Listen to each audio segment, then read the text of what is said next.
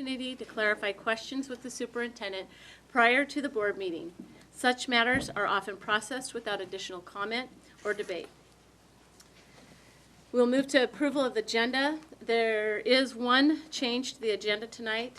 Agenda item 8.1, Resolution 19-22, Educational Programs and Operations Replacement Levy, is being moved after comments from the community and before district reports. Are there any other changes to the agenda? Is there a motion to approve the agenda? So moved. Is there a second? Second.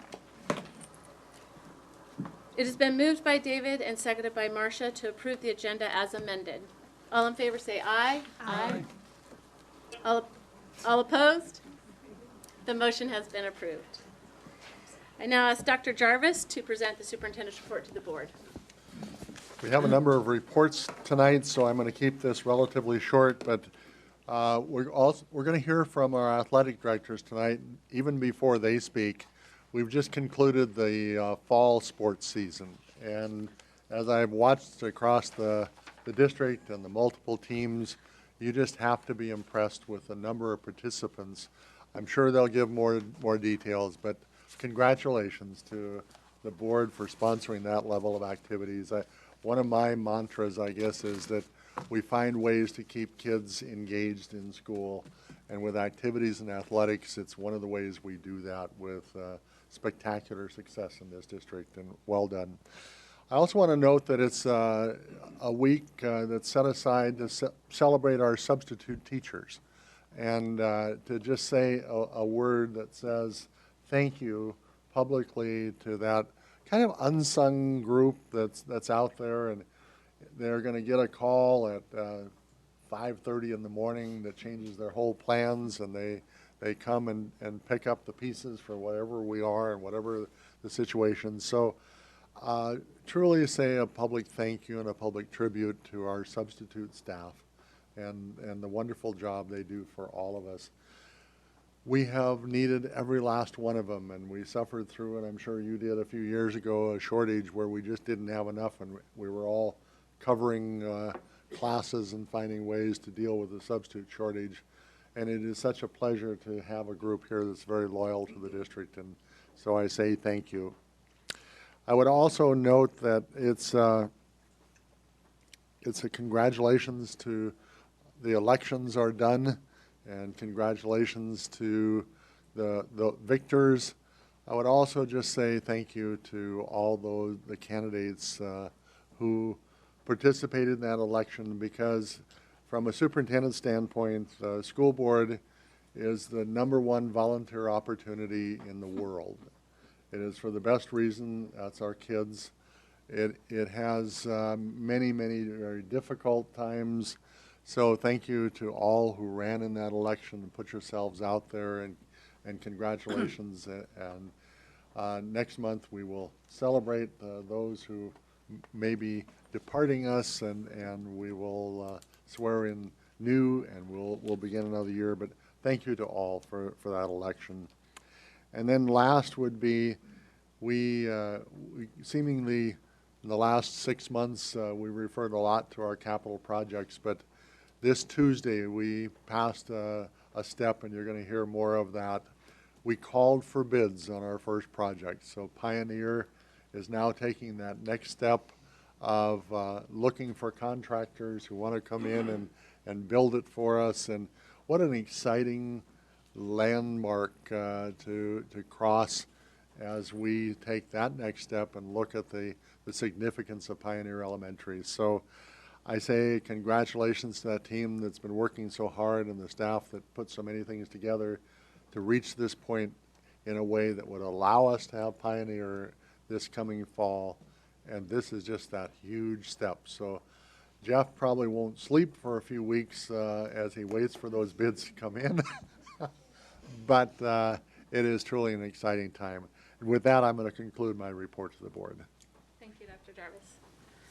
I'll now ask our student representatives to present their reports to the board. Let's start with Kira from Gig Harbor High School. Hi. Okay, so coming up, we have some events, specifically in the arts.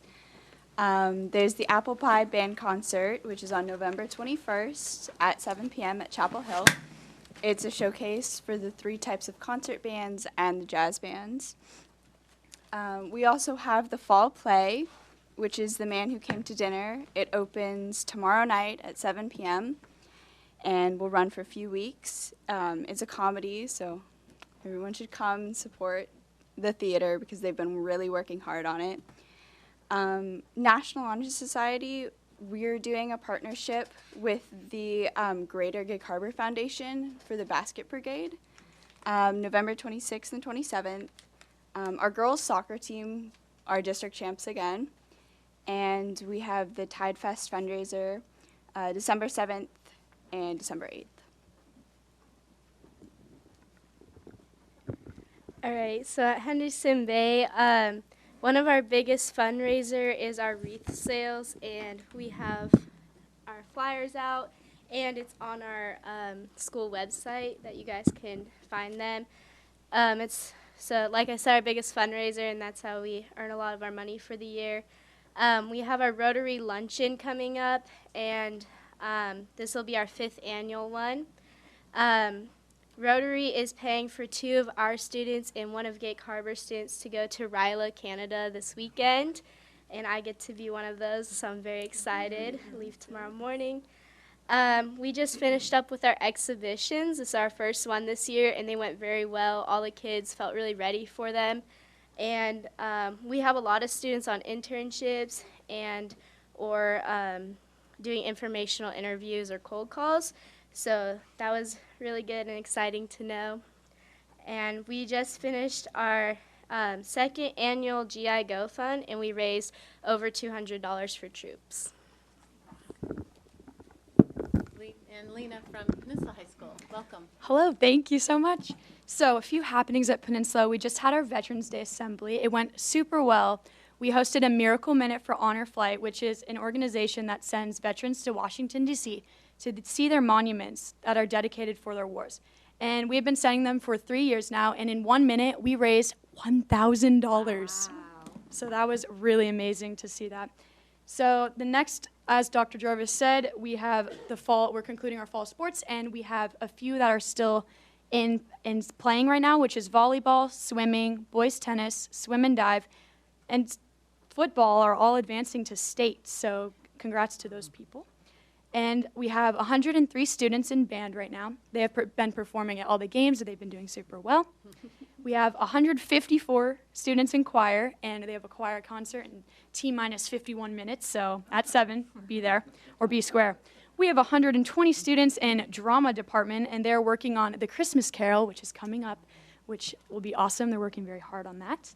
Then this month, DECA is hosting a clothing drive, so if you have any gently worn clothing or brand new clothing, that'd be awesome if you could donate that to school. There will be bins in each one of the classrooms if you want to donate. So CIP, the Community Inclusion Program, is involved with unified sports such as basketball during the winter season and soccer during the spring season. So they'll be doing that. And as you may know, Winterfest is coming up, so leadership is working extra hard to make sure that is ready, set, go for Thanksgiving weekend. And Interact Club is back and ready, sponsored by the Rotary Club, and thanks to Dr. Potts, who started that back up. And this is, as you may know, if, my fellow student Ross Teo is diagnosed with cancer, and we would just like to thank you guys in the community for helping out, for all you've done, and giving him support and showing your love for him. So thank you guys so much. Awesome. Thank you, Lena. Any questions from the board for the student reps? Kara, do you know when your the fall play, what was I going to ask? Christmas Carol. Is that there? Christmas What Carol, are yeah. the dates The of Christmas of Gig Harbor's play? It opens tomorrow night. And runs for a couple of weeks? Yeah. On Friday and Saturday? Usually. Okay. All right. The Rotary Luncheon at Henderson Bay, what day is that? Do you know? I believe it's December 2nd, Okay. but I didn't write down because Okay. I wasn't sure. We'll figure that out. exactly. Okay. Sorry. Excellent. Thank you. Good luck to the sports teams as they move forward into state as well, and all of the plays. So, is that What's the date of the play? I believe it starts the 7th. okay? Excellent. Thank you all very much.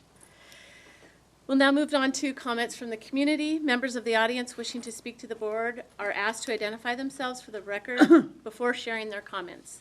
We ask that comments not be personally directed, abusive, or obscene. In the interest of fairness, there is a 3-minute time limit per speaker. Please note that this is an opportunity to speak to the board, and the board will listen, but not engage in dialogue or offer a response.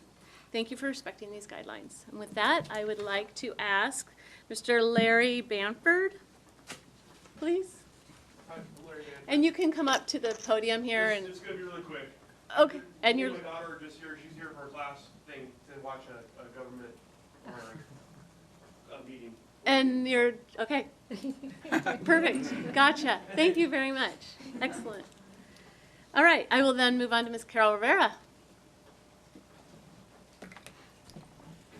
Carol Rivera, here speaking on behalf of Peninsula Education Association, kind of just talking in general about the state of our union and our district. Art took a lot of some of the things I wanted to talk about, but I did want to just let you know that we are now in November.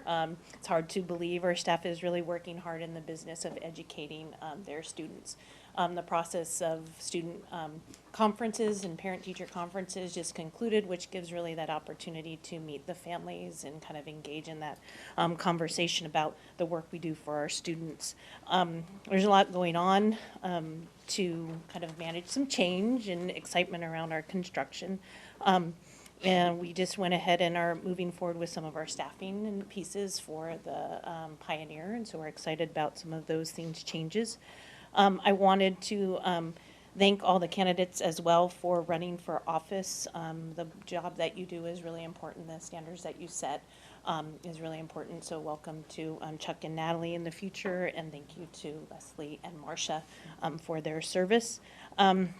I wanted just to reiterate the question that we always want you to consider as you're making decisions, which is to keep that lens on the classroom and is what is happening for our students and the quality of their day and the instruction that's going on. I did want to just again thank mentioned since you brought up substitute teachers, we really are grateful for them. They allow us to go to trainings, they allow us to take time off when our families are sick.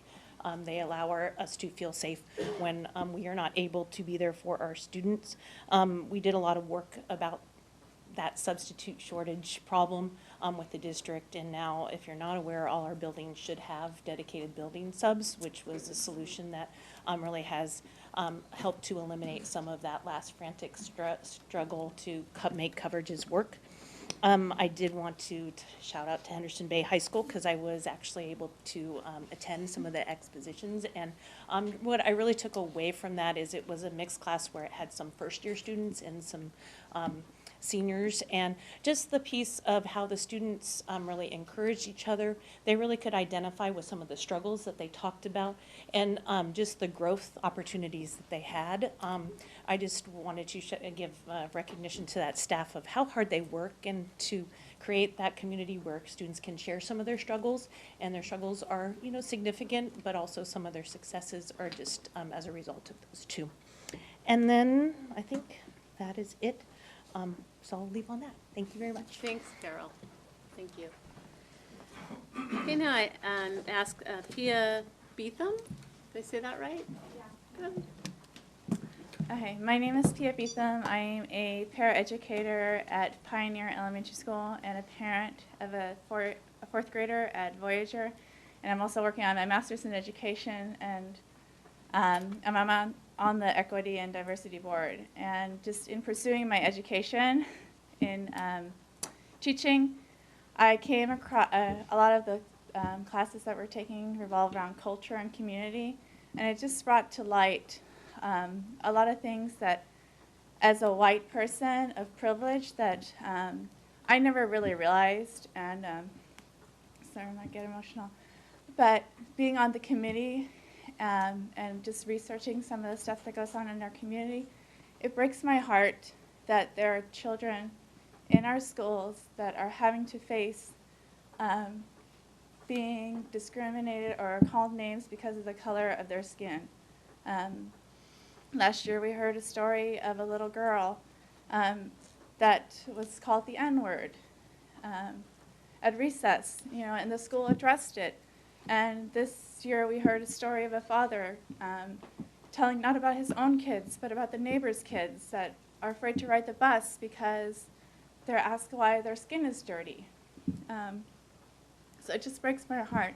And I know as a white person of privilege, I'm sometimes blinded to that privilege, and I'm not always aware of those things. And I think being part of the diversity committee has kind of opened up my eyes to that.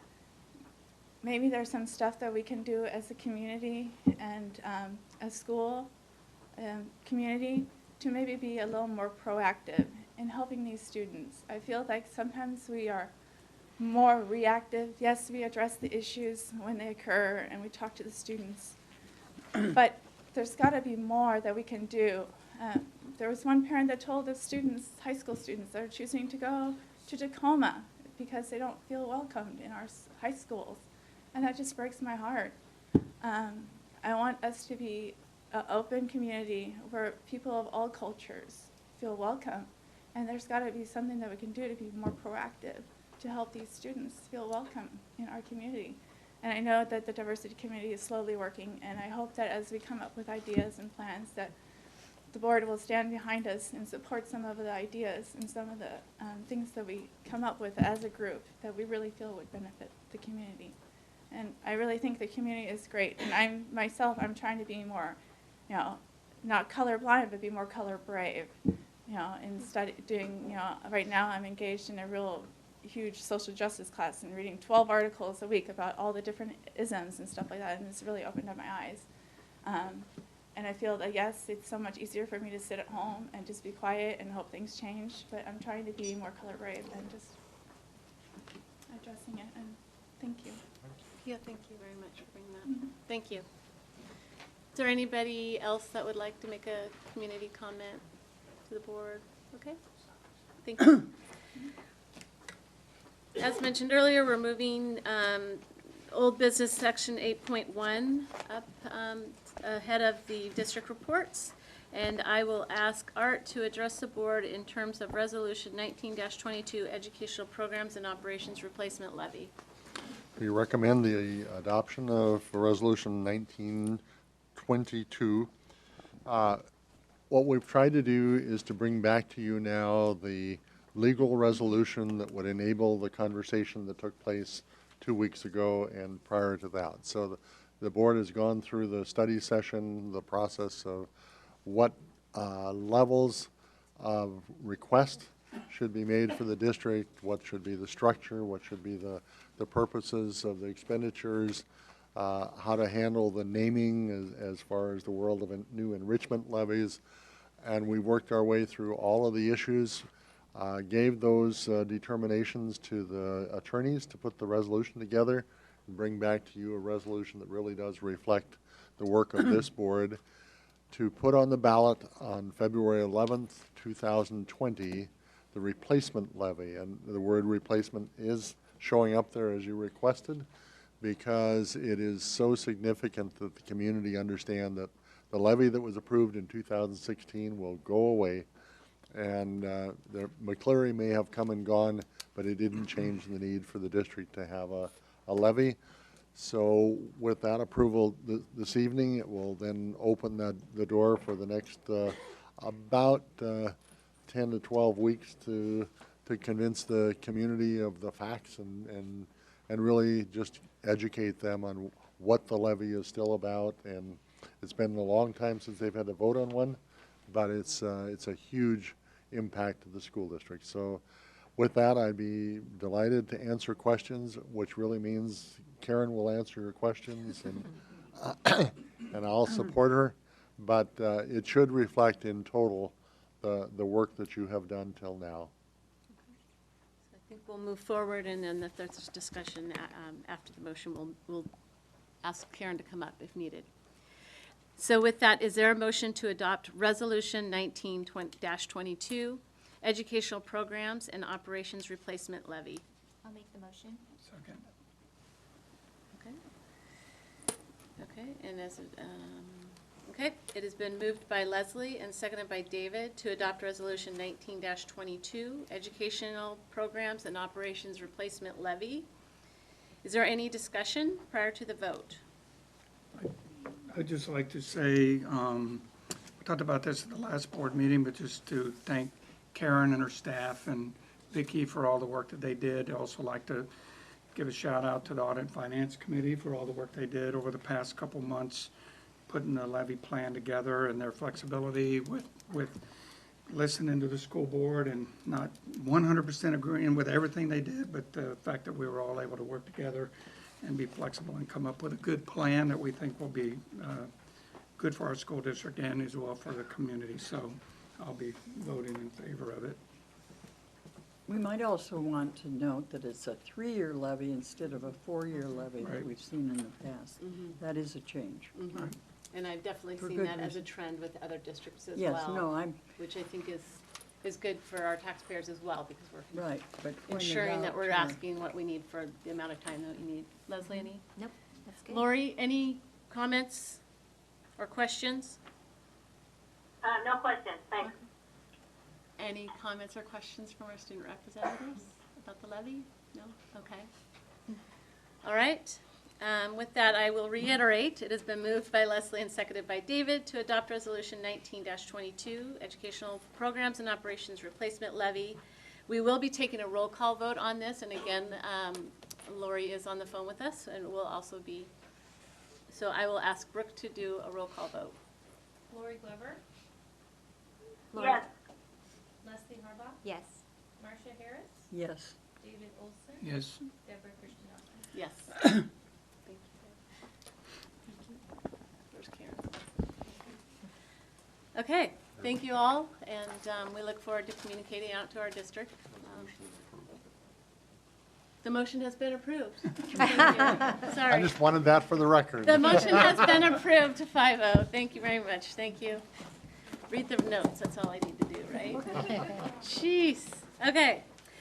We now look forward to district reports. I will ask Ross Filkins from Peninsula High School and Bob Werner from Gig Harbor High School to present the athletic director's report to the board. Why don't you two take the chairs, and I'll put this with you.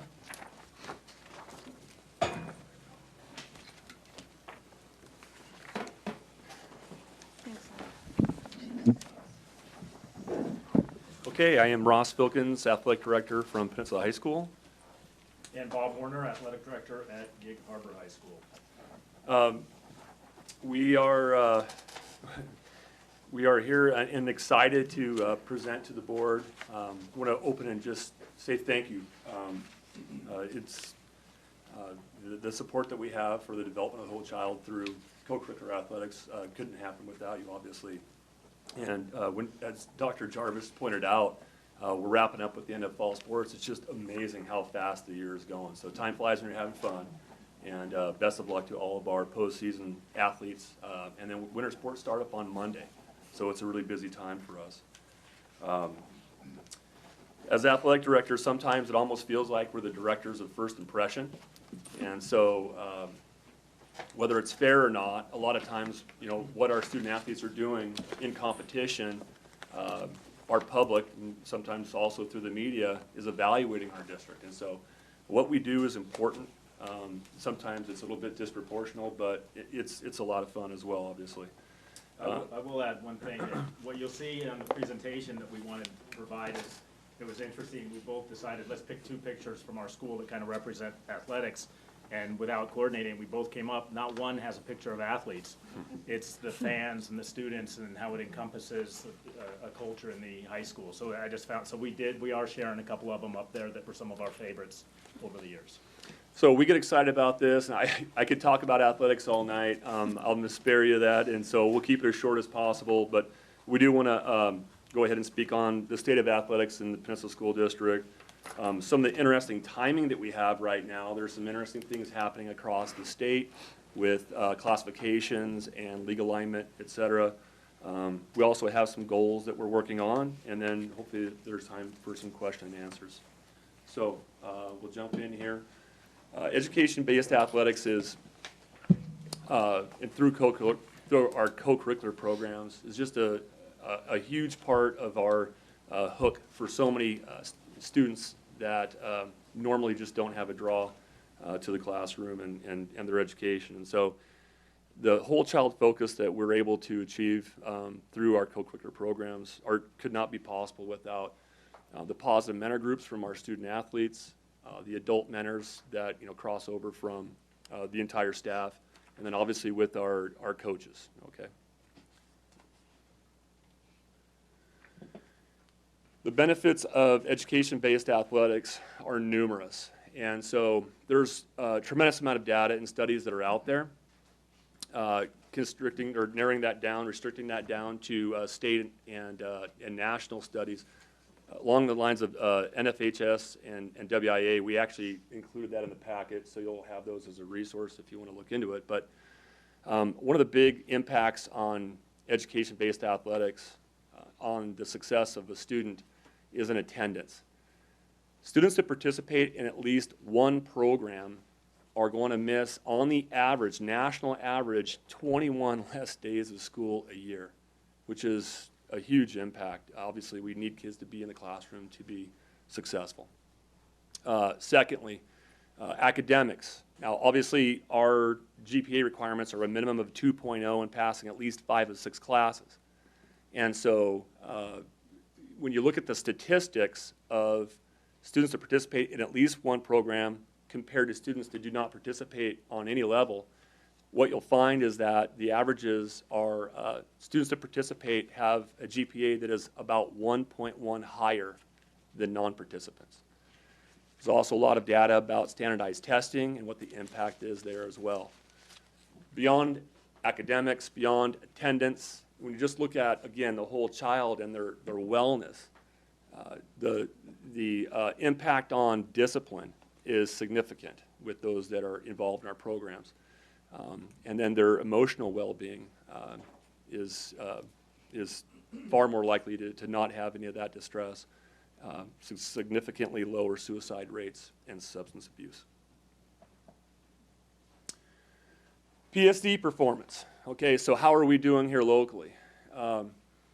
You looked at a couple different data samples in the 2017-2018 school year. Our dean positions worked with 222 students at Peninsula High School who had at least one unverified absence. So that could have been something as simple as went to the dentist or an orthodontist or whatever and then forgot to bring a note. Okay, just so simply one period of unverified all the way up to truancy tracking. So those were 222 kids. Of those 222 kids, only 6.7% of that population was actually involved in a school-sponsored sport. When you get to truancy tracking, obviously more significant attendance monitoring all the way through to FECAPIL, that was only less than 1% of that population was involved in co-curricular activities. The academic standing, very strong, surpassing even the national averages. So in the fall of 2019 at Gig Harbor High School, our student athletes' GPA on the average was 3.57 and non-participants of 2.36, of a difference of 1.21. So we're doing pretty well. There are, again, this is just some of the benefits of co-curricular and some of how we're doing here locally. The really cool thing about this is the tremendous benefit that we get from these programs on the national average, or sorry, this is the state average actually, is it costs about 1.87% of an operating budget to support these programs. So pretty awesome. Also, our participation here, between our two high schools, we have over 1,600 student athletes. At Gig Harbor High School, the proportion of 49% of our female student athletes to 51% of our male athletes. And then at Peninsula High School, 45% female, 55% male. Those are growing and getting better with time. At the high school level, typically the underserved population tends to be female student athletes. Interestingly, at the middle schools, it's actually flip-flop. So the underserved population tends to be male student athletes, and so we're working on some retention programs, and many of the programs that we're bringing up through high school now are targeting some of those groups. Between our schools, we also have 24 varsity programs, And those also support a tremendous number of sub-varsity programs. So we have 105 teams across our 24 sports at our two schools. So a lot of athletic contests. It's pretty busy, and so we're looking at over 620 athletic contests per high school per year, which is a pretty significant amount of competition. And then we are growing. We are seeing some significant growth in our district that we're not seeing at the state and national, where actually participation is declining, which is interesting. So we're doing a good job in changing that growth curve. Okay, one thing I was asked to talk about, and it is a time this happens every 4 years, is there's a reclassification across the state of Washington, where the WIA takes the various schools, 400 some in the state, and they rank you by size. And this year, something new, they're going to rank you by, they're applying a socioeconomic factor, which is based on free and reduced lunch levels at school districts. So they couple those, and the whole goal here is to try to treat and create some equality. So I'm going to spend just a couple minutes explaining our league, because what's going to happen is leagues will change, schools will change, competition will change, and explain why that's important, and a big part of what Ross and I are doing this year to try to make sure that we both end up in the right spot. Our current conference is called South Sound Conference. We're in the 3A classification. Up on the board are the schools in that. There's 8 of us: Capital, Central Kitsap, Gig Harbor, North Thurston, Peninsula, Shelton, Timberline, and Yelm. Forecasts are every single one of them is going to stay smack in the middle of the 3A area. So we don't expect changes there. But there's a lot of other changes going on around us that can cause some change, cause some things to happen as well. But that's our league. It's been a good league for 4 years. Why is it a good league? I've got a slide on that a bit. It's about some of the sub-varsity competition and some other things that allow a lot of our kids to compete. This reclassification, as I said, every 4 years, trying to create equality. There are 6 classifications. We're in the second largest classification. December, this next month, the final classification numbers will be published. They'll be ratified in January, and then the fun starts. When leagues start vying, people start changing, it can become very chaotic. We are hopeful. Ours is not going to be chaotic because we have some solidarity. Everybody wants to stay in our league, and they kind of want people to leave us alone.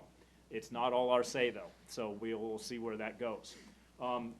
Next slide, why the South Sound, why we like this. A sub-varsity competition. There are other 3A programs around that do not have the C teams and the JV teams, and if they don't have C and JV teams, we have to travel to Seattle or very far south, much further than where we're going now for competition, and if that's too costly, we have to cut the program. So we would not be able to field certain C teams. That takes opportunities away from our students, so we are trying to not do that. That's why we like our league. We have a lot of C teams to compete against and JV teams.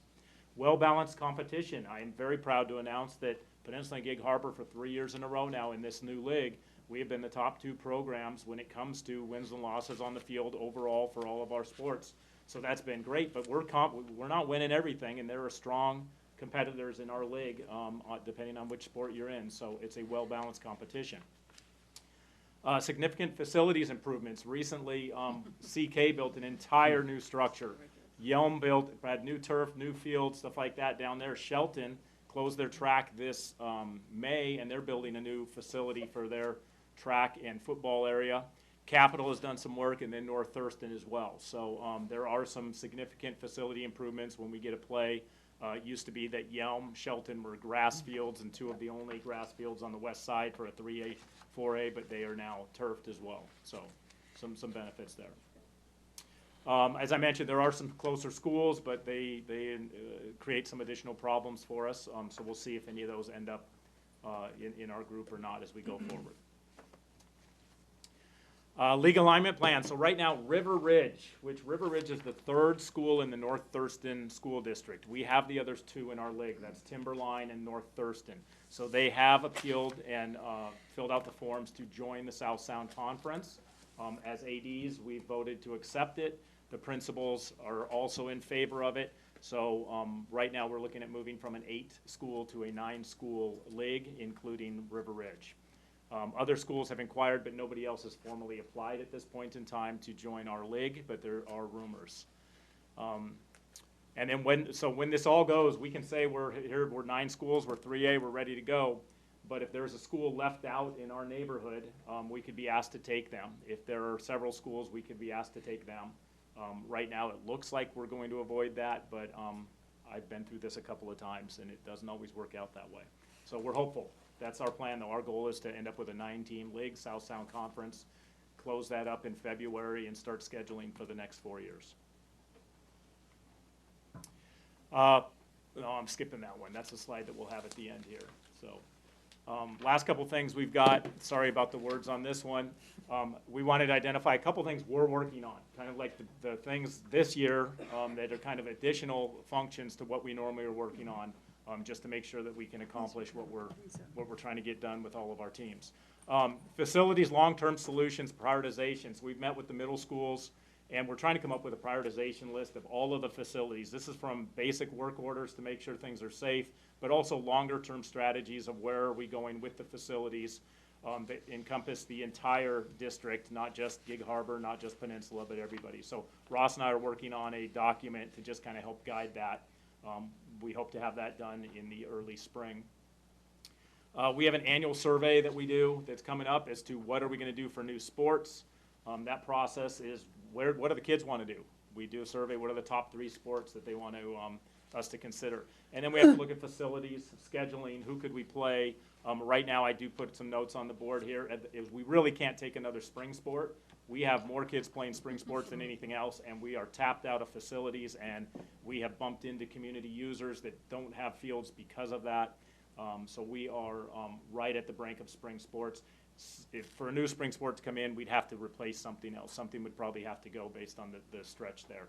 We have some room in winter sports, so we are looking at some opportunities there as we go through it. But anyhow, that's where we stand for that process. We want to promote a healthier rivalry between our schools. Since we've joined into the same league, I think we do some, but we can do more. So we're coming up with creative things that we can do so that when Peninsula and Gig Harbor are playing each other, what can we do as leaders in our schools to make that as healthy as possible? So that's an ongoing thing, but we are paying a special focus on it this year to come up with some things that we haven't done in the past, to see what we can come up with there. And then middle school collaboration, just working more with the middle schools, understanding where they want that to go, understanding how we might be able to assist them in developing out that program that we have presently. Did I miss anything on that? No? I mean, yeah, we're trying to find ways to get our underrepresented student populations engaged. And we're not talking about male, female, we're actually talking about who are the kids that are not participating and how can we target, how can we find a way to get them hooked in? And so we're doing a lot of work with that. There's a lot of research on that right now. eSports is one that you'll hear more about. Yep. We will be looking close at eSports. It's a very different offering. Next to no current student athletes are in it. Yeah. It's growing all around us, and it's being considered as the next NCAA sport to be offered. And if it is, it'd be the 3rd NCAA sport that is actually profitable beyond football and basketball. So it's got some interesting dynamics to it. But we'll see. It will certainly be on the survey that we offer in the spring. Last slide we have. Our participation levels are not declining. Ross mentioned that a bit earlier. Our membership is a benefit to the student athletes. We're looking after all of them as we do this. Our membership in the South Sound Conference. And as we just talked about, opportunities we have to expand sports to students who presently do not participate. And the whole child approach supported by this district is largely valued by what we're trying to accomplish as well. There's your presentation. All Do we right. have any questions at all? Thank you very much. Very exciting. I will open it up to questions to the board. Well, I'll go first. First off, in the 6 years I've been on the board, it's the first time that our athletic directors that I can recall have addressed the board, so thanks for coming tonight and talking about it. All my kids played sports in the school district, multi-sport athletes, and I know they really enjoyed their participation. And congratulations to Peninsula High School for your win last week. Gig Harbor, unfortunately, that was a tough loss. But so I agree with you that sports is good for our kids. I appreciate the fact that you're looking to find out what we can do to bring more kids into sports, especially for kids in single parent homes. I found that watching my kids go through sports at Gig Harbor and in college, that it also created more of a community focus, that they're much more involved in their community. A lot of them are, like my kid coaches the Peninsula baseball team, and he's still playing sports out in town with all the kids that he played ball with, either at Gig Harbor High School or at Peninsula High School. Whether it's select baseball or softball out in town, they're all still connected, and I think that's a really healthy thing. And I think that sports also brings the parents out, so it gets the kids involved, but also brings the parents out and gets them involved with their kids' lives, so I think that's good. I'm stunned that eSports would make it as an NCAA sport, because someone that's just sitting on their butt all day doing this, I just don't see how that can be considered a sport. I look forward to how that's going to be. Let the games begin. Yeah. They must really get their heart rate up while they're playing those video games. But my hat goes off to both Gig Harbor High School and Peninsula High School sports teams. I think people are attracted to your sports because you're so successful.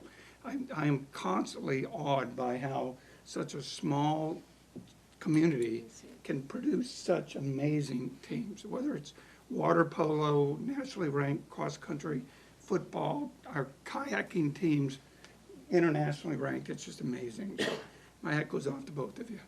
So. Thank you. Marcia? Yes, I have a question for you, or clarification of what I thought I heard. Across the district, is a 2.0 grade point average required to Yes, participate? and passing at least 5 of 6 classes, yes. Okay, that's important to know. I read some of the background material a little differently. So, Okay. Thank you very much for clarifying that.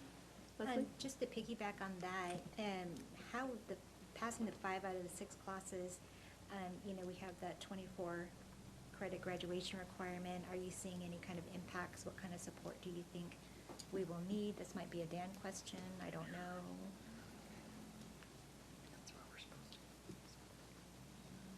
It's hard to say. It's hard to say what the impact of Core 24 is on our participation numbers, on our eligibility, those kind of things. And so, you know, we're on the WIA academic checks and their normal calendar.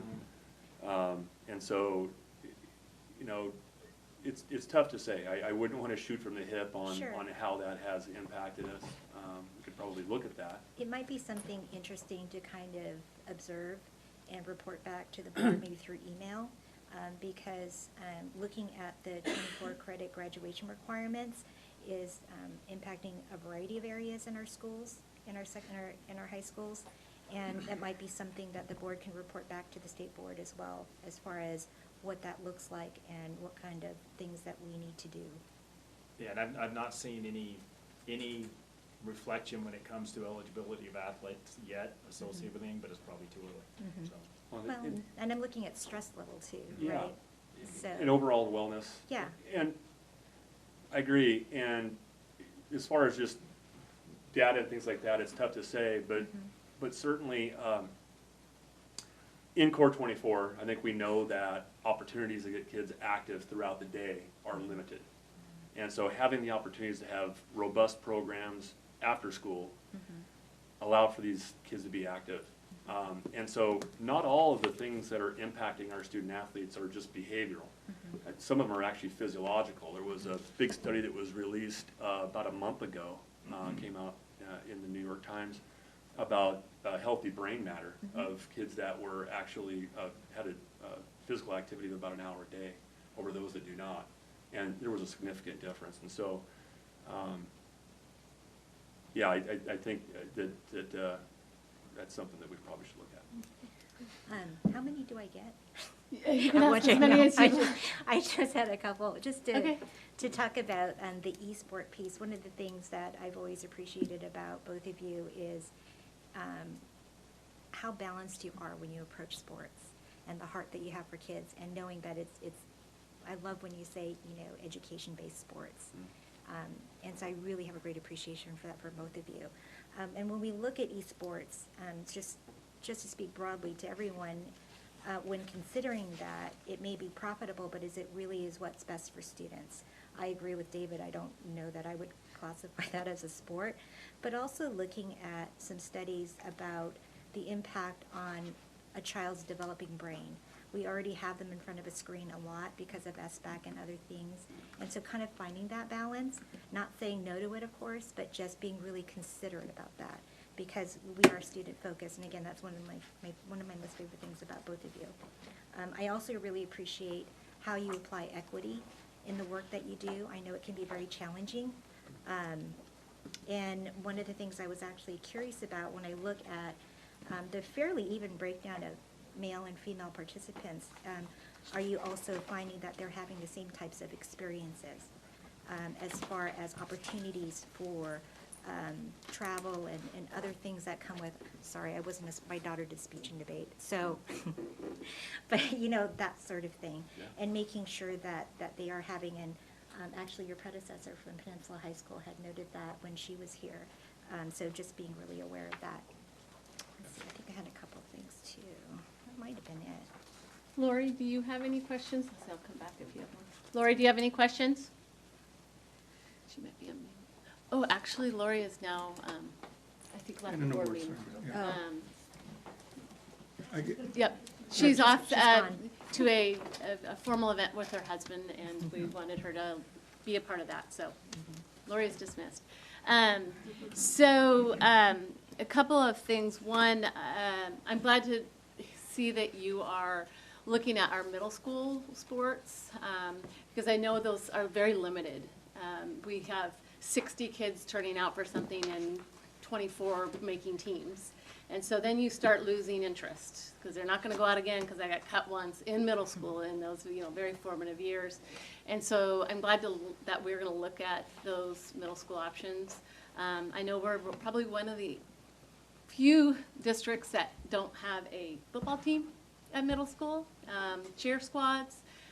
So again, I'm glad you're looking at that, because I'd like to continue to support a varsity team, a JV team, and a C team, and to do that, you have to have that build up from the middle school. So, and when we are looking at capturing kids in those middle school years, and we're seeing increased attendance, we're seeing higher GPAs, what a great opportunity to do that in our middle schools. Oh, what happens if the league, if okay, we're in 8, maybe 9, what happens if 12 teams are in? How do you get all the games in a 6 or 8 week period? You end up going to a north-south division or east-west division or Okay. something, and it's not likely to be, it's honestly likely to be 9 or like 18. Okay. Because you're gonna get to a point where you can't leave 3 or 4 3A Right. teams out there. If you get to a certain size, you gotta take them all. Yeah, it's already very difficult to Yeah, get. even Yeah. numbers are best, and once you get past 10, now you're looking at 2 divisions with Yeah. them. Okay. And I guess, yes, 5 of the 6 classes passing, 2.0 grade point average. I'm just super glad that our coaches are looking at that, because it's one more adult in their life that's checking in on you. And is calling out something maybe earlier than the end of the semester. It's like mid-semester. Do you want to stay accountable to your team? Do you want to continue on this team? So I'm glad that you guys have that, and the coaches look into that as much. And then I think the eSports, I know that you're not seeing that. Again, we're seeing increased attendance. We're seeing increased GPAs because these kids are involved. They come to school for a reason. I'm super glad that we haven't seen it yet, but Harbor Ridge is starting Minecraft Club. While not an e-sport, it is going to excite some kids to be at school for that program. So I look forward to the development of that. I know you guys probably put that out there and you're like, oh, why did you say that tonight? Initially, yeah, we had the same reaction, but it is actually interesting when you start looking at the data of the programs that are adopting it, so. I went to a presentation where it was with ADs, and this guy came in, and ADs do not like this idea. It's not a sport. That's the first, and we all went into it, and they did a very effective presentation and the benefits to these kids. So yeah, if you take those same kids, and if you're reaching out to kids that don't have 2.0, that don't have certain supervision, and now they're in a spot where they do have a coach, they are held accountable, you're right, I would call it an part of the team. activity much more than I would call it a sport. Yeah. But if getting it out there, you have to call it a sport to do it. If that ends up being a good thing for the students in our population, then I can see a lot of the benefits. But if this board ever wants the presenter that I went to, it's amazing, he got people to turn. It was worth the 15 minutes or so. It sounds like if we go down that route, the board would probably appreciate that presentation, so, for sure. Yeah, it needs more study, obviously, but many of the components that we can't take in other athletic programs, with eSports, you don't have that. The infrastructure is already there. There isn't a significant impact on our athletic facilities. And so, and then finding people to work with the kids is pretty easy, so. Okay. Thank you very much. Students, sorry. Yes, you can, and I'm going to ask the students quick. Any questions from the students? I was just going to comment on eSports. I think that's a cool idea. Like you said, you're being held accountable for your grades. It's something they could do to meet new people. There's some adult in their lives, maybe new friends in their lives. I actually think that's a cool thing. And maybe they can be on a bicycle while they do it. I don't know. That might be cool. Or like Wii Sports. Yeah. Oh, is it Wii Sports. Wii bowling? Wii Sports. Wii tennis? Yeah. Nice. Awesome. Ashley or Kira? I agree with Elena. Like, I feel like it would attract those kids who don't feel welcome in, like, football or basketball, but it's still getting them involved so they have that support. Yeah, I agree with those two. I know at Gig Harbor High School we have a video game club, so maybe thinking of doing like a partnership with that or looking into students that are involved with that would be interested in esports. Or it could fall under speech and debate, right? It's sort of it's competitive, but it's not necessarily a sport. I think that there could be, again, I know that you will both be thoughtful about it. I liked what you were talking about underrepresented students and how you're going to be addressing that. Have you had any feedback as to why you think or suspect that they're not participating? Well, that's part of what our surveys, we hope that they will address, is are there programs out there that they want to have offered, so. Have you heard, I have, just lightly in the community, that the kids want to play a sport, but not necessarily competitive, more intramural? And I know that field space and all Well, of that it could be the #1 sport last time we did this. Any guesses? Volleyball. Lacrosse. It's what I consider very eSports. recreational, badminton. Okay. Badminton. That's awesome. Now, I I guess love it is badminton. really, really competitive at times, but I didn't consider it that way. And it was sports that, the surveys, they are a little bit of an eye-opener.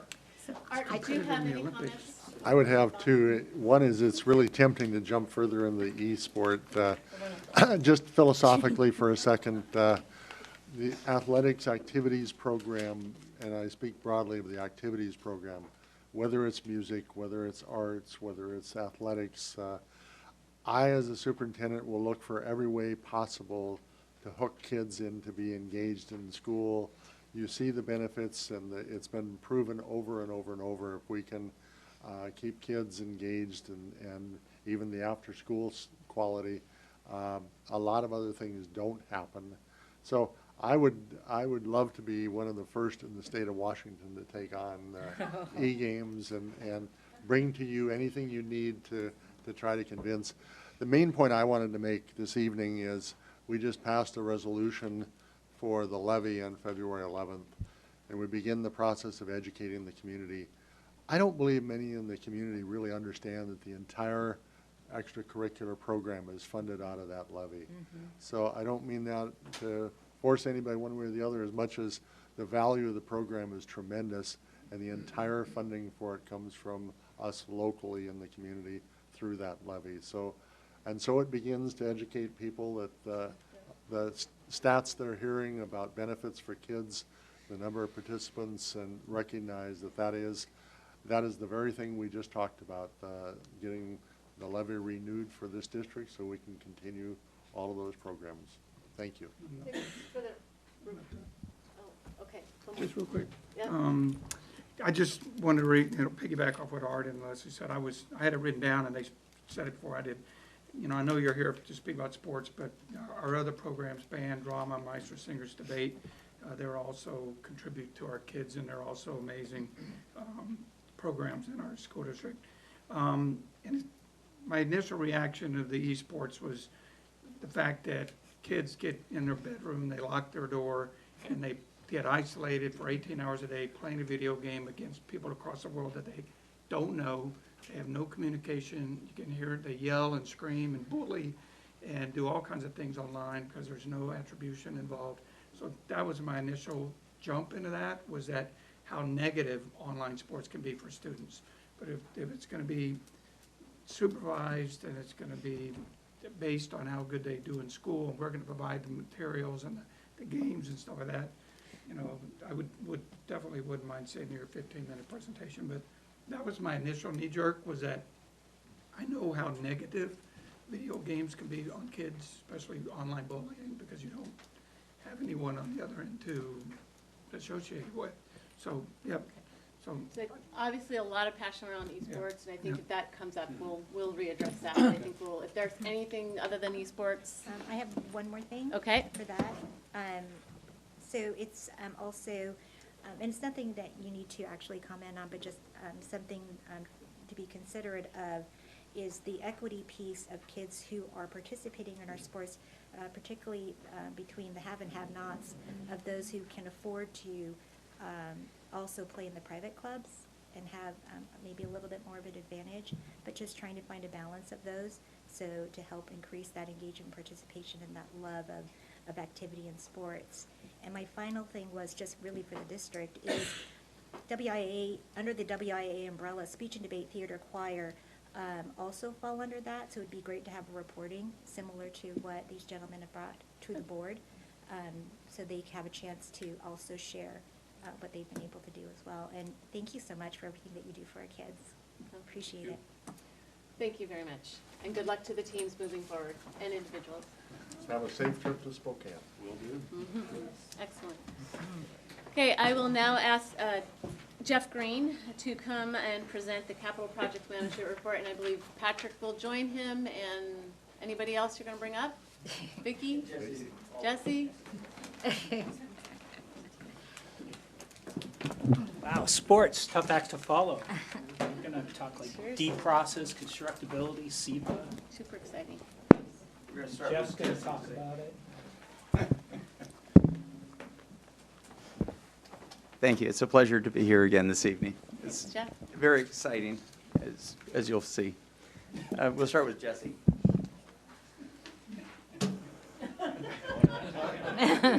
In which case, we'll start with myself. So on your consent agenda, there's a number of items. 4 of them are approvals of the value engineering reports and their implementation. So for 2 of the schools, the reports look like this. For 2 of the schools, they're required as part of the D process to assure the district of its state funding that's available at Evergreen and Ardendale. So we did the process for all 4 schools. There were 3 huge benefits to the process. So this process was conducted in late July and August. But it resulted in lower cost for the projects, in higher value.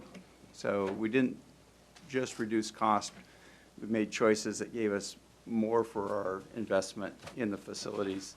And it created a greater consistency across the 4 projects. So we used it, one team evaluating another team, so that they would each learn from each other what it was the district was intending to achieve through the 4 schools. So that's on your consent agenda. So, Pioneer, Patrick. Yeah, so we finished the constructability review for Pioneer Elementary on October 31st. So now we know that what we're designing and planning we'll be able to build, so we're excited about that. The district advertised for Pioneer Elementary on Tuesday, November 12th. So we're out there and we're hoping to get some great bidders. And bids are due Thursday, December 12th of 2019, to be clear on that date. So Jesse did a review this morning, and we had 5 general contractors already holding documents. So, Wow. Actually 6. Update. And there you go. Check. Amazing. So Nice work. we're excited about that. Yeah, 2 days. I know. So- I know, right? That is amazing. Work on the other project is also continuing. So we've finalized the SEPA for ES9. And we filed for the building permit for ES9, so we're in building permit review. That project won't go to bid until early January. So we feel like we have lots of time yet. We've finalized the SEPA for Evergreen. And so those documents are being worked on. We're through the design development phase, and we're into construction documents for Evergreen. And I can't tell you for sure we finalized SEPA for Ardendale. So most of the issues got resolved this morning, but I didn't see a confirmation this afternoon that we actually issued the document. So we may be waiting for some agencies to concur that the document's ready to be issued. So we're close to finalizing that.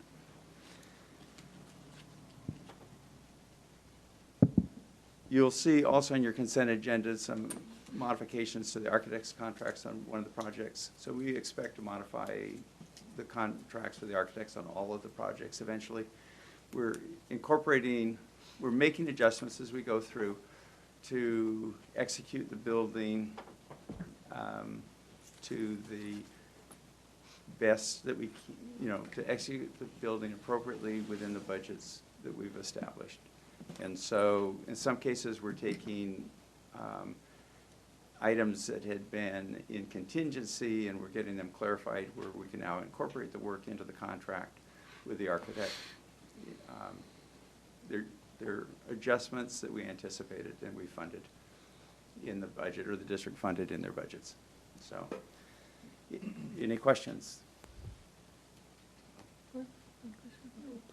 Estimating size. Huh? Is there any estimation of size or amount? These are change orders, right? Yeah, they're in the backup documents. Yeah. Okay. Yeah. I have one question. Can you, and I know you've briefly discussed this with us before, but can you talk about the process of getting the bids, opening them, reviewing them, and then ultimately presenting to the board a company that we would move forward with in constructing Pioneer Elementary? So the bidding process is a very formal process in my mind, and we conduct it very formally. So it's a competitive bid process, and we're very rigid in making sure that all of the people who choose to bid our projects become our partners, and we want to treat them all fairly. So we are very careful to give them all exactly the same information. There's rules about when the bids are due and how we receive the bids, and we stick to a very rigid process in receiving the bids.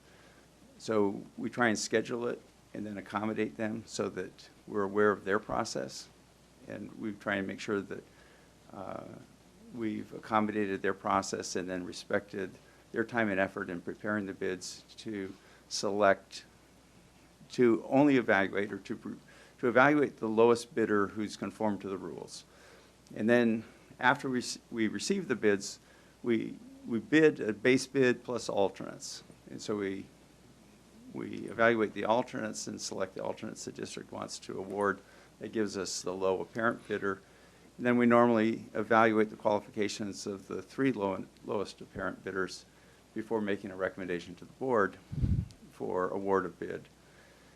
The process is a little different in the state system versus the non-state system. So the first two schools that will bid are non-state funded, so the board can actually make an award of contract. On the state system, we have to make a recommendation to award, and then we have to file that documentation with OSPI and get approval to award. And so the wording in that document would say the board recommends approval and authorizes the superintendent to execute contracts upon approval of OSPI. So a little bit different process for the last two projects for Evergreen and Ardendale. Thank you. And I guess congratulations on, I know there's a lot of work into making sure that we have people actually bidding on this. I've heard of districts going out and not anybody bidding on their work, so to have 5, 6 within a 2-day period speaks to the work that you all have been doing, so thank you very much. That's fantastic. Thank you. Any questions from the students? Okay, thank you very much. Now ask our assistant superintendents, John Hellick and Dan Gregory, to present their reports to the board.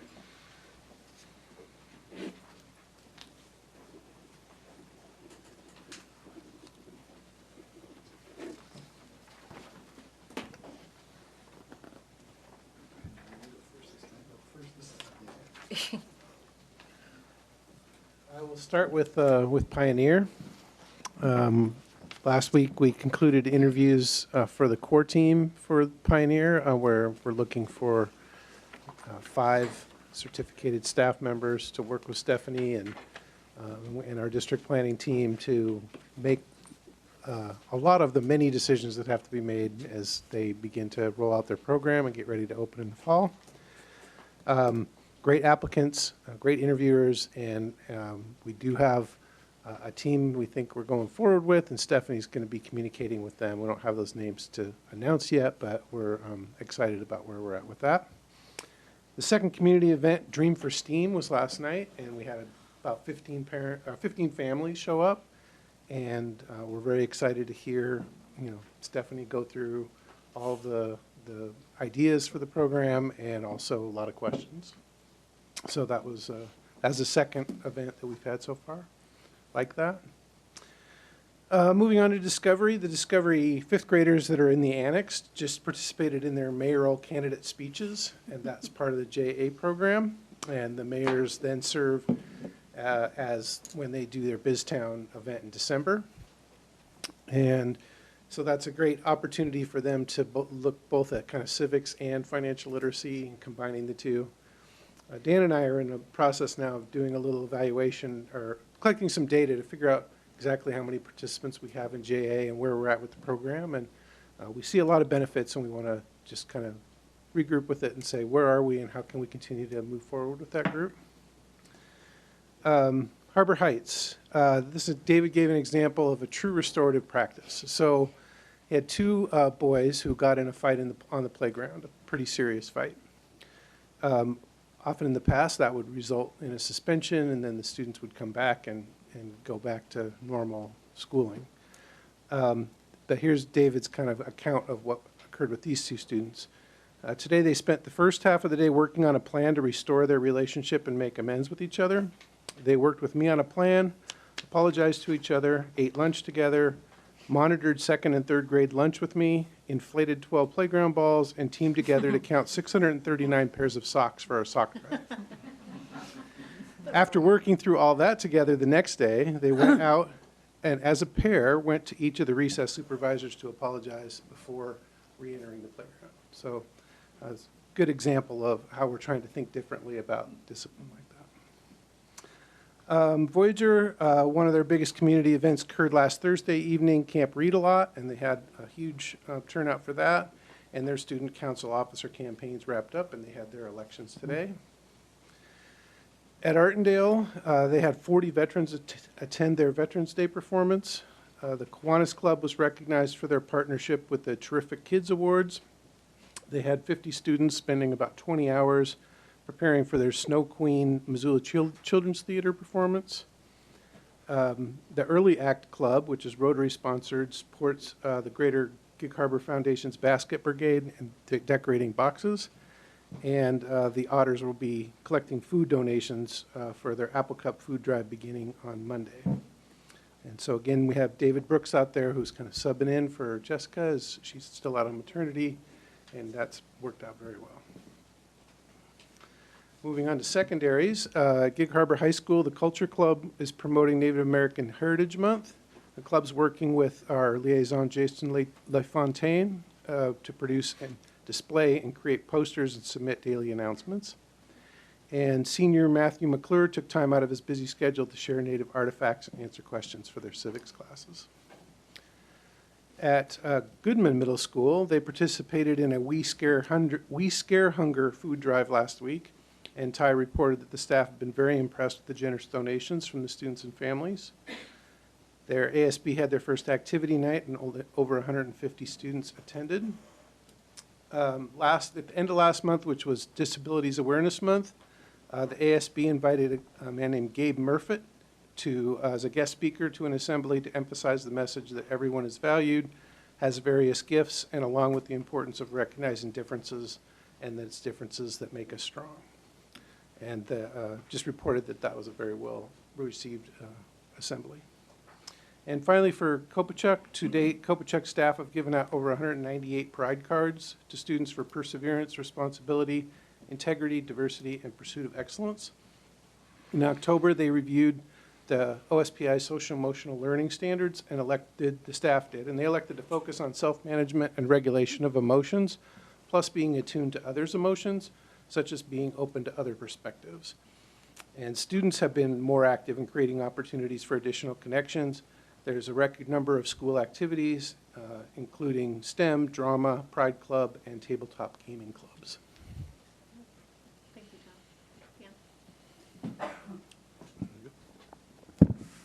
Dan? Thank you. Yes, on the Peninsula feeder side, I'll start with the elementary group and then work my way up to Peninsula High School. Lena took a couple of my bullets already, but I'll kind of comment on those. We kind of figured that was going to be a crossover. Starting with Evergreen Elementary, third grade teachers, Mrs. Henderson, Miss Sowers, and Miss Moncrief, who is actually an intern or student teacher with Miss Sowers, they've been coordinating a food drive for all students in all grades. When Miss Moncrief took the food to the local food bank, the person at the food bank cried because they were all out of food and they didn't know what they were going to do. So Evergreen really came together and actually met a need there. And just fantastic to see our students and our families giving back to the community. Classrooms, as a motivation, are competing for some extra recess time as an incentive for students to bring food to class, which is nice to see that they're getting out and exercising and having recess as an incentive as opposed to candy or pizza parties or something like that.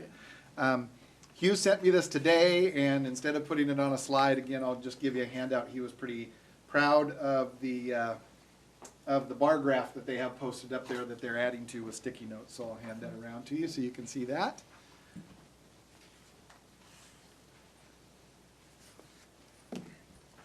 For folks in the audience, what it shows is 277 items, and each item counts for 30 food items, so 277 times 30.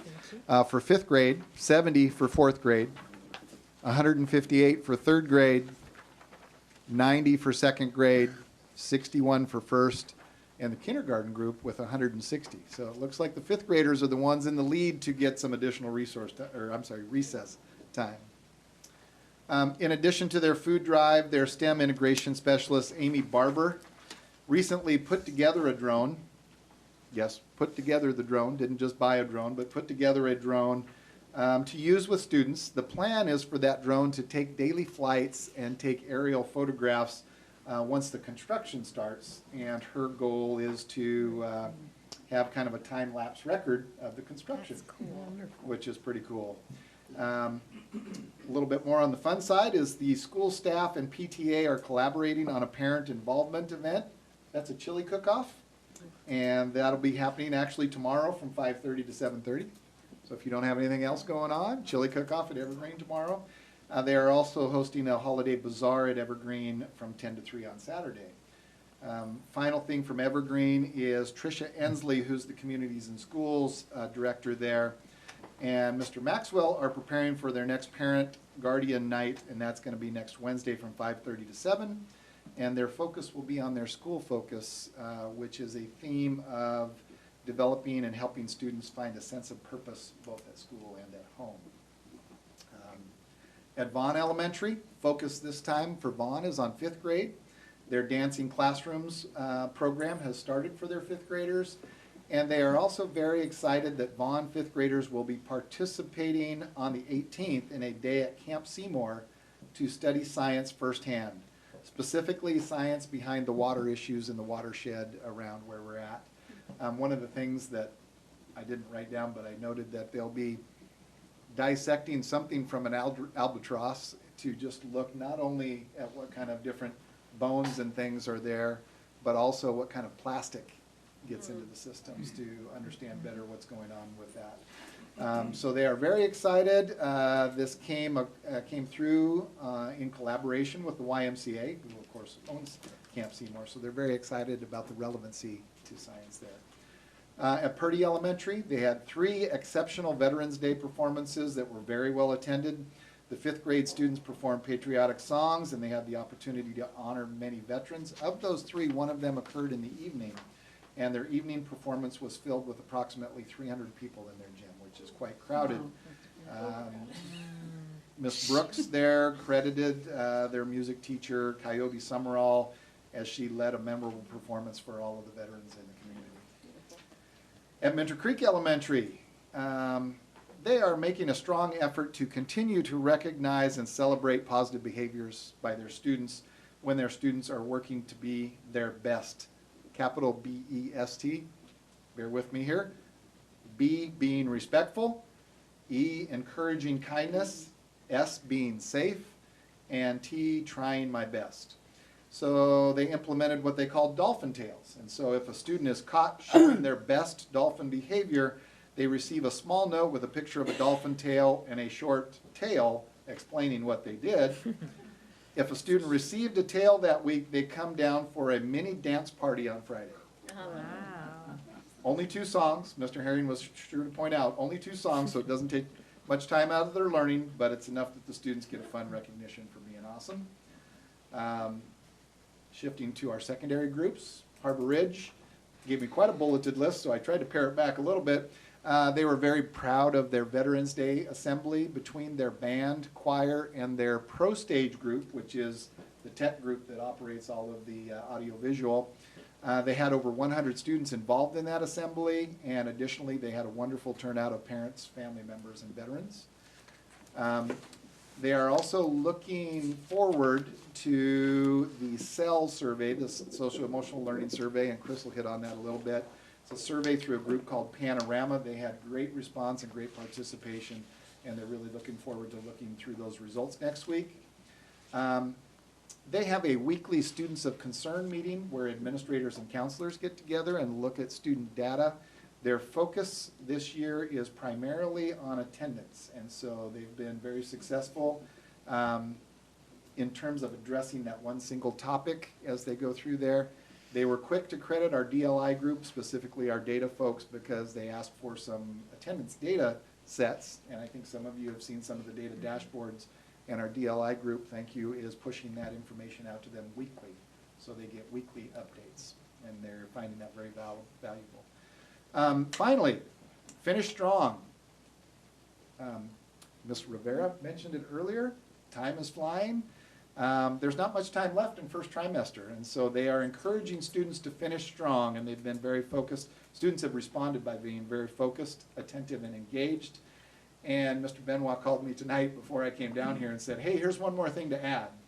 They did a grade check today, and again, with data produced by our DLI group, and administrators found that only 2% of the students were below a 2.0 GPA, and that's approximately 14 out of the 620 students. So That's my comment on that is, number one, is credit to the DLI group and the administrators for visiting that data regularly, and number two, credit to the teachers for tailoring their instruction and taking care of those kids. At KPMS, their Veterans Day Assembly with the KP Veterans and Commander Hunt went very well. Those were their special guests.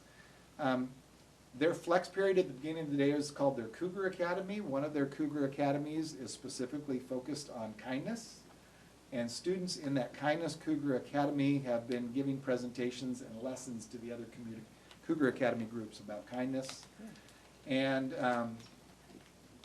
a few years ago, instead of the end of the year party that all the students get to go to, Wild Waves, Bullwinkles, or whatever, sometimes students were left out because of their behavior.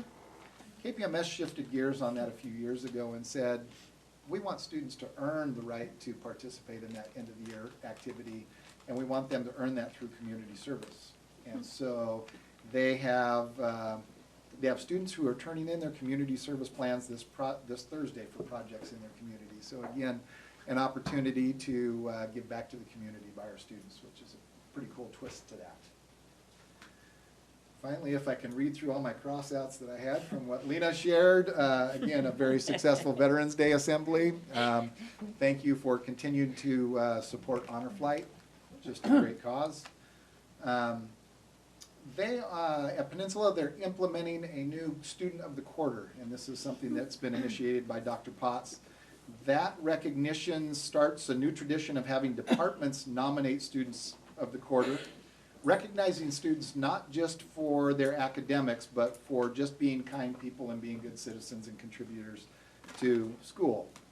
Students who are nominated will attend a small ceremony and reception, and their families will be invited. And I spoke to Dr. Potts about that the other day. He's got that. I've got it on my calendar to attend that also. So that's very exciting. Finally, Lena mentioned her classmate. I would just say it's been awesome to watch PHS wrap support around him, including creating a video. I think Tyson probably did that, and did you help with that? Creating a video that is getting some momentum on social media in an attempt to get the attention of Tom Holland.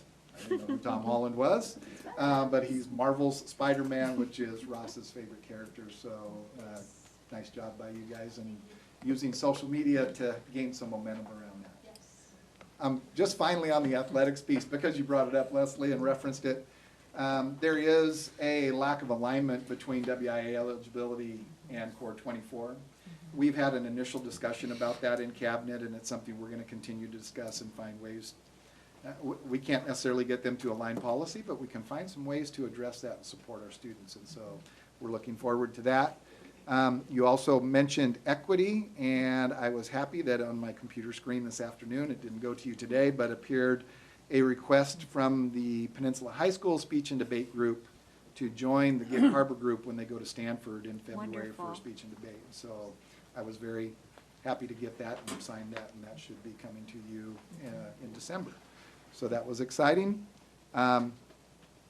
I had the chance to attend the PHS football game here last Friday, very successful, a rather convincing victory. On the Gig Harbor side, I took some middle school girls to the Gig Harbor soccer game last night. It was a very exciting game, and unfortunately in penalty kicks after 2 overtimes, they didn't win. But I just wanted to follow Ross's and Bob's with that because really successful programs and excited to see what's forward. And Ross and Bob do have their work cut out for them with league realignment. I remember going through that a few years ago. I know I have visited about that a little bit as well. So thank you. Thank you both, John and Dan. Thank you. I now would like to ask Chris Hagel to come and present the Department of Learning and Innovation report. Thanks for joining us. Thank you. Oh, yes. This one back to Art. Yeah.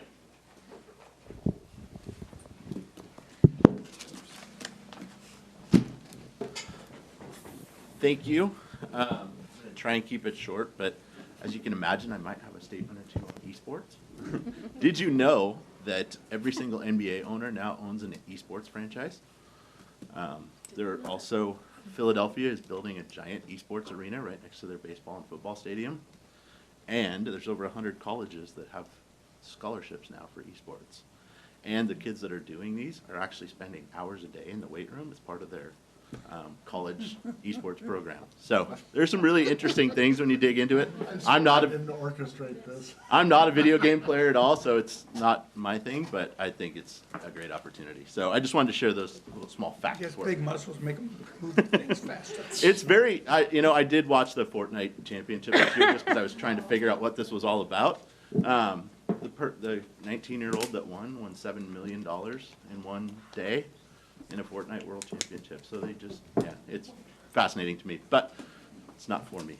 But I'm happy to support anybody that was and is interested. Is there an age limit, Chris? You can't play? What's that? Is there an age limit? It's, well, if they had esports for like Candy Crush, I'd be great, but I am not that guy, so. Okay, so I have a few, just a couple of quick updates, and then I'm gonna just mention some of the new technology that we're looking at for the new schools. As Dan mentioned, the Panorama survey went out. It has now closed. We started getting results back next Tuesday, I believe. We're sharing those with principals. And going through that, Panorama will be in to talk about that. And then at our next larger DLI report to the board, we will present those results back to you. So just in very rudimentary looking at the data, there's some very interesting things that I think schools are going to really dig into moving forward. So that social emotional data is really good to have finally. So on the other front, I just wanted to share some of the things we're doing technology-wise with the new construction. Today, Stephanie, Patrick, Sam, and I toured a couple of schools, one up in Bothell and one in Renton, to look at new ways to display screens in the gym. And so some of the newer schools are now putting in LED signs or LED displays in the gym that are coming in almost at the same cost as the old projectors that are really hard to read and see in the gym. So if Jeff says that that fits the cost model, then we're likely to see those in our new schools as well. So that'll be a decision for the capital projects team, but we were really looking forward to that. Some of the specific technology that'll be going into the new schools are, with Pioneer especially, now that we have a core team, they'll make some of those final decisions as far as teacher technology and student technology. One thing I know that we'll see is almost everything will be wireless moving forward. There's not going to be much tethered down in the buildings. You'll also see a lot of robotics, things like the robots that we saw at the PSEF breakfast for the younger kids, a lot of Legos, Lego robotics, those kind of things will be in there. Dan mentioned earlier drones.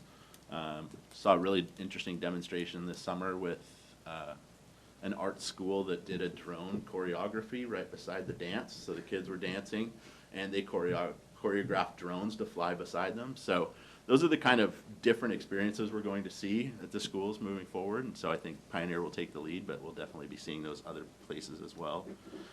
Some of the other technology that we're looking at in the buildings, lighting is a whole different world these days in comparison to what it was the last time this district built a school. So, and we're not even going to be out of Candles. no more candles. Yeah, we were looking at the classroom we were in today, and the lighting is tunable, so they can set different light values depending on the classroom and what's appropriate for the teacher. They also adjust automatically based off of the light coming in the windows.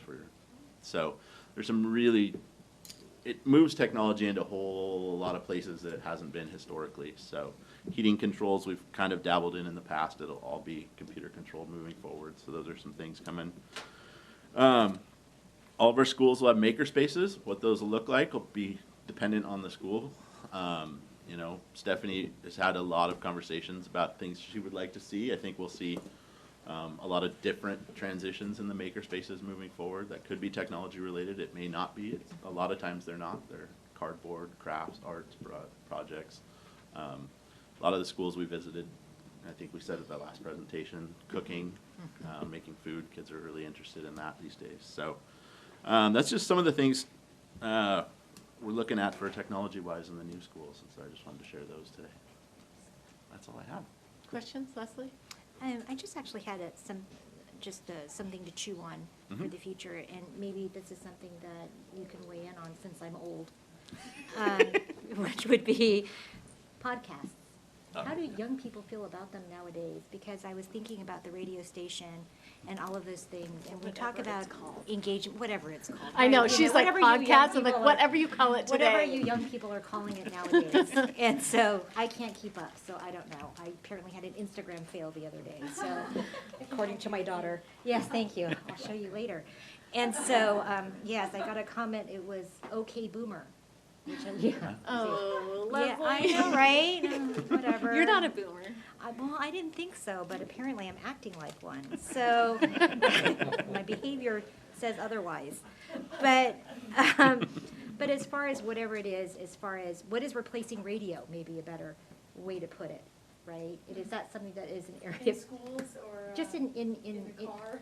No, as far as, if you're looking at a communication class, let's say, and you're interested in communication, right? So what does that look like for your generation? Well- And is that something that could be incorporated into a class? And since we're talking about technology, can it be done inexpensively? Absolutely, yeah. So, Yeah, I like the idea of a communications class. I think that's cool because, especially because I'm interested in that as well. But probably just social media stuff because that's. I mean, we're living in a technological age. We grew up That's on a that. good point. So Yeah. probably, like, I don't know, FaceTime. I don't know, Instagram videos. YouTube. Yeah, YouTube is really well. YouTube's really big. Netflix. Yeah. Netflix? Okay. Yeah, maybe not to communicate that, maybe scratch that one. So, Scratch that one. but I guess I'm looking at, freshening it up a little bit. What does that look like in communication? Because in my day, it looked, I'm not gonna even say what it was very different. Oh, well, Snapchat is a big one. Yeah, right, but how does that, but I think that would be something cool to bring back to your peers and come back to the board and say, hey, right? So I'm just kind of like planting some seeds and giving you ideas as what you can take back and what you can add more than what you already have, just by being here and participating, so. Yeah, one thing I would add is, I know there's like a very big separation right now between adults and teens because we all know Instagram, like that's our Facebook, and so there's like a hard like communication there because like a lot of like, because I'm involved with Rotary a lot and they all use Facebook, and so it's hard for us to communicate, so I feel like that would definitely be something to work on, just figuring out how to make that like middle ground. Well, I'm seeing a lot of job postings nowadays for that type of social media and communication, so how do we support that, right, in a way that is interesting to you, but it's not boomerish, right? Okay, excellent. So that's great for you guys to take that back. Leslie, any other questions for Chris? No, that was just for your amusement, Chris. I love it. Should we get rid of that Morse code machine from? Yeah, South Thurston? yeah. No, we gotta keep that around. So, one, I'm excited to hear about the lighting, because I've gone into so many classrooms where teachers are using scarves and stuff to cover the lighting, or turning off all the lights and bringing in their own, so I appreciate that. Yep. Very excited for the new schools and some of the things, but I know makerspaces can be made relatively inexpensively. So I'm hoping that we're looking at, as we're freeing up classroom space and space in our other schools, that those schools are also having those opportunities to get makerspaces and other. Absolutely, and some have already started in their library. So Harbor Heights, when they did some of their work this year, they created a space that they set aside for, they're calling it their makerspace. They're starting to collect some things. They've got some Legos in there now that the kids can make things with, and some cardboard and some of those kind of things. And so we're starting to see it in some of the libraries already in some of the existing buildings. So, Okay, yep. great, thank you. Didn't you report that they're going more toward analog, which is what we're calling the cardboard? To some degree, yeah. Yeah. Yeah. Yeah. Yep. Thank you very much. Sure.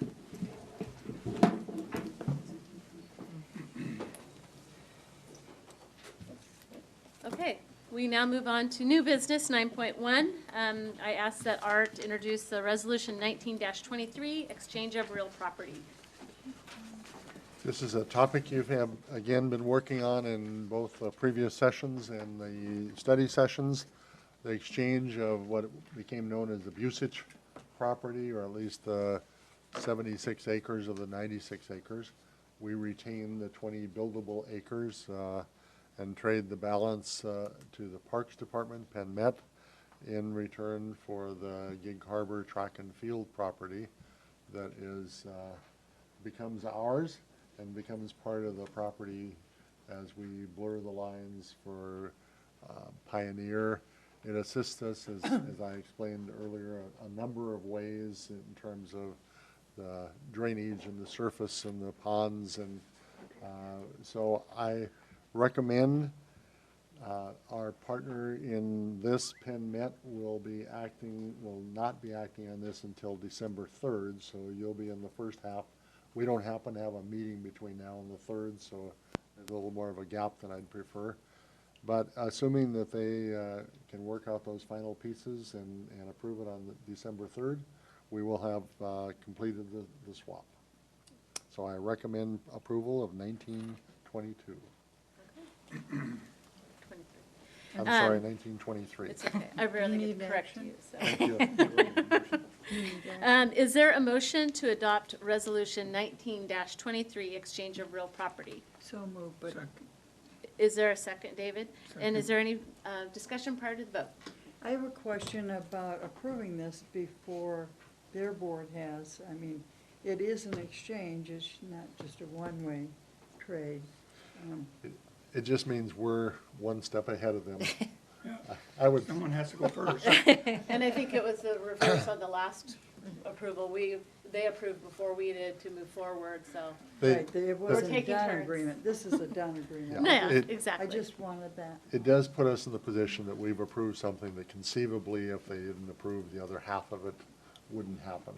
And there would be nothing negative that would come other than it would not be a complete deal until both halves agree. Okay. Any other discussion, question? Okay. It has been moved by Marcia and seconded by David to adopt Resolution 19-23, exchange of real property. We'll be also taking a roll call vote on this motion. And Brooke? Leslie Harbaugh, Yes. Marcia Harris, Yes. David Olson, Yes. Jennifer Christian Nelson. Yes. This motion has been approved. Moving on to 9.2, Resolution 19-24, WASDA Annual Conference Expenses. Is there a motion to adopt Resolution 19-24, WASDA Annual Conference? So moved. I'll second. Is there any discussion prior to the vote? It has been moved by David and seconded by Leslie to adopt Resolution 19-24, WASDA Annual Conference Expenses. All in favor say aye. Aye. Opposed? The motion has been approved. We'll now move on to the consent agenda. Is there any discussion on the consent agenda prior to the vote?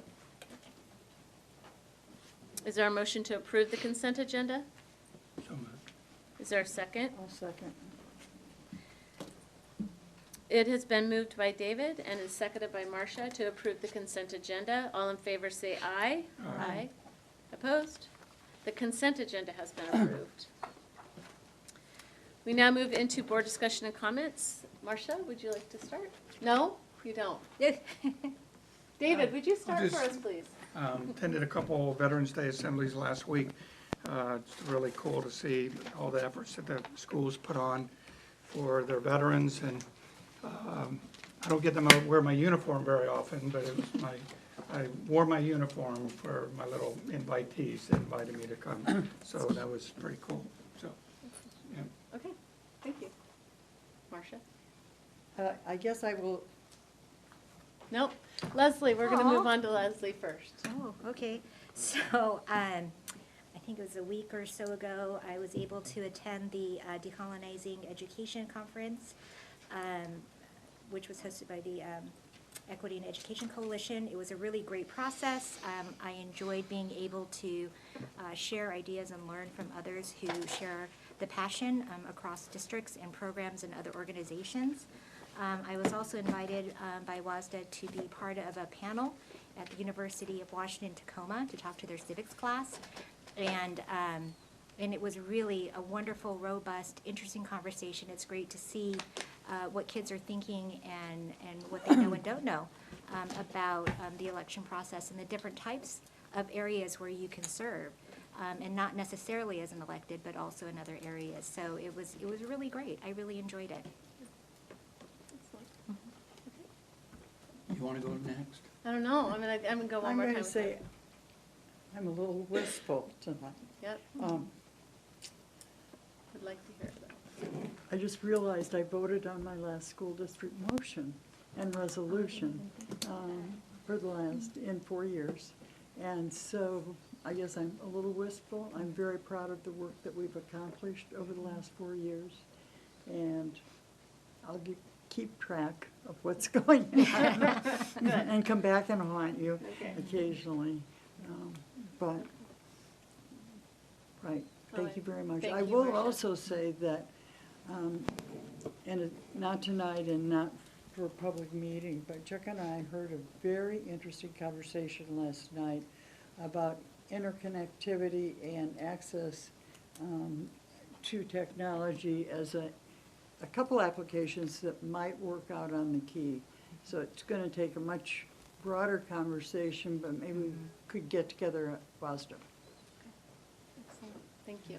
And realize the significance of this evening, and next board meeting we'll be recognizing you and Leslie as well for the efforts that you've done, and look forward to that night and invite you all to be there as well. I was invited by Peninsula High School, their civics class, their AP economics, and their AP government class to come in and speak to them about elections. That was very impressed that they were going through the election book and talking about what it means to vote and why is it important. They specifically wanted to know what the school board did, so they can weigh that against the statements and have some discussion around that. I mostly wanted to just to say that tonight because that is the most common question I get out in the community. Do you guys teach civics? Yes, we do. I attended the class, it exists, and they're very, they're teaching the right things, so just put it out there. I also got to attend several of the Veterans Assembly, and while I won't go into the assemblies, I wanted to make 3 observations and share them with you because they were pretty special. It made me realize why I'm doing what I'm doing on the board. The first one was at Peninsula High School. So I went in, and I got there a little late because I was coming from Harbor Ridge's Veterans Assembly, and I walked into a school gymnasium. Every one of the bleacher seats were filled, and then there was 3 or 4 rows of students on the floor, which is another conversation we can have another time about the overcrowding at Peninsula. But I was looking around, and there was a 90-plus-year-old veteran up there talking about his experience, his life, his military experience, and every one of those students was looking at and listening intently to that veteran, and there was not one single phone out. And I'm like, so I asked a teacher, I'm like, did you guys, say no phones, whatever? They're like, nope, this was all on the students. And so I just want to shout out to those students, those teachers, and their parents that they knew when to use technology and when not to. And it was very respectful and awesome. Second observation I had that day, I was out at Evergreen, and the students were able to share poems and stories and experiences. And it was very common theme in each of them to talk about a deployed parent. And it made me really think about the number of students we have in our community that have deployed parents and what is the support we're giving to them. So it's very prevalent in our district, something we should think about. And then the last one wasn't about students, it was about our teachers. I went to Purdy's, one of Purdy's. And while I enjoyed the music and everything that was going on, the flag salute, I watched a special ed teacher and a student interact during that assembly the entire time. And I was mesmerized by the effort, the intensity, and the work that those special ed students do in our classrooms. And I went up and I thanked her afterwards because she was amazing. And I know all of our special eds are like that. Sorry, guys. So with that, I'm going to stop. But it was pretty awesome. So, and with that, at 7:44, I adjourn the meeting. No executive session. Thank you, David.